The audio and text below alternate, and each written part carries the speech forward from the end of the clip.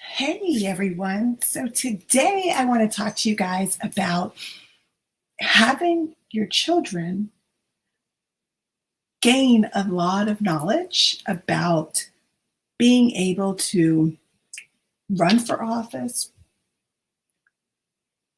become elected officials, and make a difference in our collective world here in the United States, but even throughout the world, wherever you live, your children should be made aware, fully aware of your legislative system, your entire governmental system, whether it be state, local, state, and congressional and beyond. That's here in the U.S., but obviously in other parts of the world, it's a little bit different.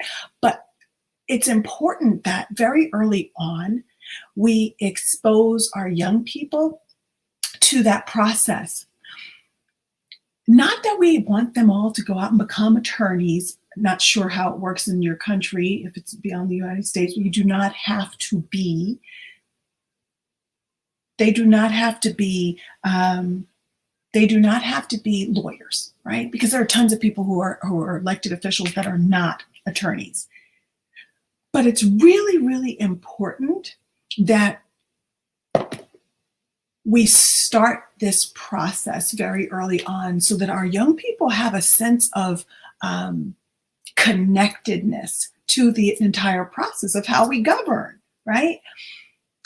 Even if you do mock governments in how you instigate play or initiate play with amongst your children, because it's so key that we have a balanced approach to how we see the world, how our young people see the world, and how they show up. Because sometimes we feel like it's so far removed that it's not possible, but it is possible. And I think that when we afford our young people the opportunity to learn debate, to learn government, to learn civics, and have an appreciation for it, they're willing to do the work because they're connected to it, because they have this sense of purpose that they want to be able to change the world or change the environment in which they live in.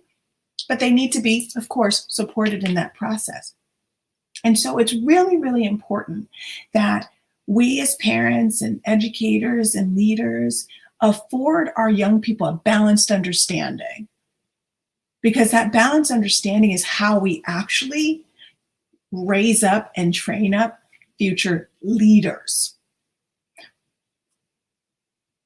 It's a beautiful, beautiful thing when our young people formulate ideas for themselves and are not kind of coached into where they want to go, right? We talk about that over and over again and how we actively engage with our young people, but especially when it comes to topics such as government, right? Some people think, oh, you have to be privileged, or you have to be an attorney, or you have to have, somebody had to tap you on the shoulder and give you that special nod.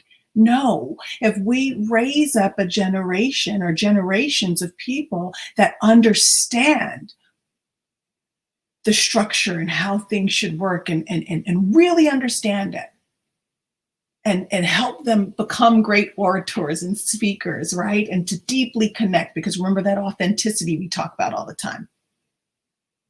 We help our young people become the people that we want to see leading, right? And having a deeper perspective. And they're very knowledgeable on the subject matter that impacts our lives, right?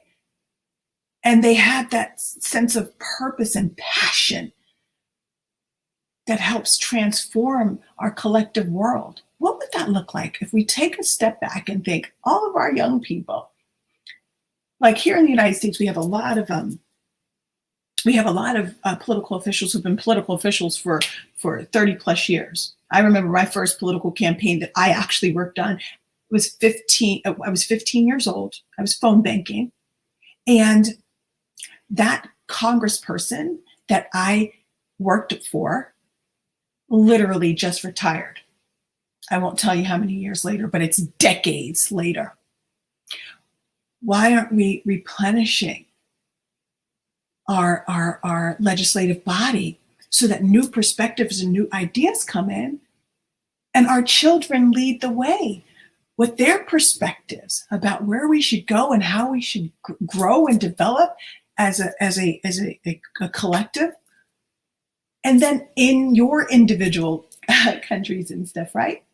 And why this is all relevant is when we have our young people come with a creative perspective and to see science, technology, and engineering, and arts and math, and how that all can come together to help us grow our government, right? Because there is relevance there. Technology can play a huge role in government from a completely different perspective, right? Using business intelligence. But why are our young people being more active in participating in that experience and sharing their insightfulness? I think that would be a beautiful thing. And so just like all the other areas and aspects of education and knowledge and entrepreneurship, I mean, our kids could be coming up with, they may not even run for office, but they could be coming up with technologies that impact our government. They could be coming up with technologies that build infrastructure through engineering, civil engineering.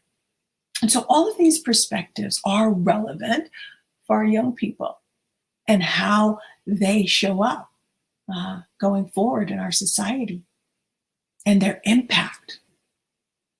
And so I just wanted to share that today because I thought, oh my goodness, we don't really go here, but how can we go here in a really unique way with regards to how we help our young people show up and present their truest selves and impact the world at the same time. And so I just wanted to share that. I thank you so much for tuning in today, and I will be back again with you tomorrow. Take care now.